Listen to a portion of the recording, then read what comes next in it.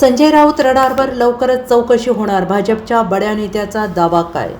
सत्तेच्या लालसेपोटी हिंदुत्वाचा त्याग करणाऱ्यांना आता जनतेनं नाकारलं आहे. पश्चिम बंगालमध्ये ममता बॅनर्जींच्या सत्तेला सुरुंग लागता संजय राऊतांना आता महाराष्ट्रात फिरण्याची आठवण झाली आहे. मात्र नाशिक असो वा जळगाव, हिंदुत्वाची बेईमानी करणाऱ्यांना आता जनतेच्या दरबारात थारा मिळणार नाही, अशा शब्दात भाजप प्रदेश मुख्य प्रवक्ते नवनाथ बन यांनी संजय राऊत आणि ठाकरे गटावर टीका केली. भाजप प्रदेश मुख्य प्रवक्ते नवनाथ बन यांनी मुंबईत एका विशेष पत्रकार परिषद घेतली. यावेळी त्यांनी शिवसेना ठाकरे गटावर आणि खासदार संजय राऊत यांच्यावर जोरदार टीका केली. यावेळी पश्चिम बंगालमधील राजकीय स्थितीपासून ते नाशिकमधील कुंभमेळापर्यंतच्या सर्व मुद्द्यांवर त्यांनी भाजपची आक्रमक भूमिका मांडली. यावेळी नवनाथ बन यांनी संजय राऊत यांच्या नाशिक दौऱ्यावर टीका केली. पश्चिम बंगालमध्ये ममता दिदींचा पराभव झाला. आता संजय राऊतांना जनतेमध्ये फिरण्याची आठवण झाली. भांडूप ते नाशिक दौऱ्याने काही होणार नाही. अनेक वर्ष मुंबईत बसून राजकारण करणाऱ्या राऊतांना आता फिरण्याची वेळ आली आहे. पण हिंदुत्वाची साथ सोडल्यामुळे जनता उबाटा गटाच्या पाठीशी उभी राहणार नाही. हिंदुत्वाशिवाय या गटाला भविष्य नाही, असं नवनाथ बन यांनी म्हटलेलं आहे. आणि ममता दिदींचा देखील पश्चिम बंगालमध्ये दारुण पराभव झाल्यानंतर जनाब संजय राऊत ताटकन झोपेतून उठले आणि गेली अनेक वर्ष मुंबईमध्ये बसून राहणारे, भांडूपच्या घरात बसून राहणारे, सामना कार्यालयात बसून राहणाऱ्या संजय राऊत यांना नाशिकची वाट धरावी लागली. त्यांना लक्षात आलं की जनतेमध्ये गेलं नाही तर ममता दिदीसारखा येणाऱ्या काळात पुन्हा एकदा आपला पराभव होईल. त्यामुळे संजय राऊतांनी आज सकाळी उठून नाशिक गाठलं आणि नाशिकमध्ये कार्यकर्त्यांशी संवाद साधण्याचा, संपर्क करण्याचा प्रयत्न केला.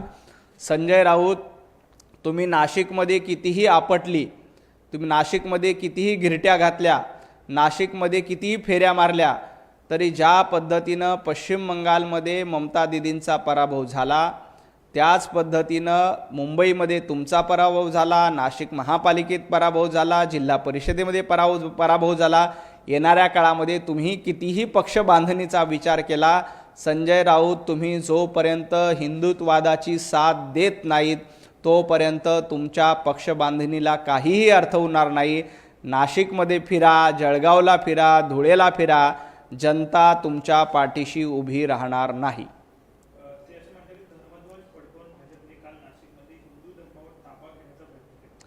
भारतीय जनता पार्टी आणि राज्य सरकारच्या वतीनं काल कुंभमेळ्याच्या निमित्ताने धर्मध्वजाची प्रतिष्ठापना केली. धर्मध्वज फडकला.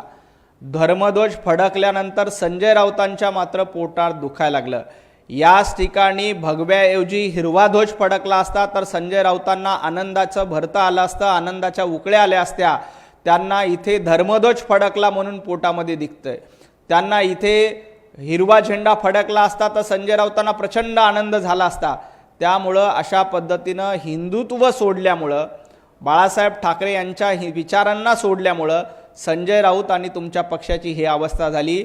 नाशिकमध्ये कुंभमेळ्याच्या निमित्ताने धर्मध्वज फडकला. हा धर्मध्वज हिंदू धर्माचा आहे. हा धर्मध्वज सनातनाचा आहे.